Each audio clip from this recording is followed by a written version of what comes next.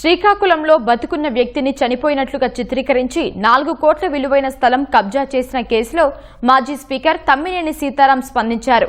తానెప్పుడూ చట్టవిరుద్ధమైన పనులను ప్రోత్సహించలేదంటూ వీడియో విడుదల చేశారు.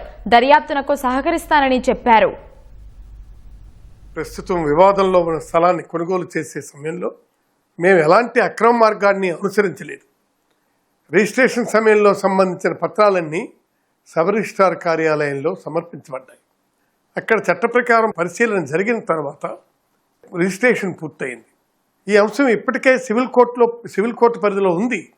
ఒకవేళ ఈ వ్యవహారంలో భూ యజమాని కూడా మోసపోయి ఉంటే నిజంగా బాధాకరం.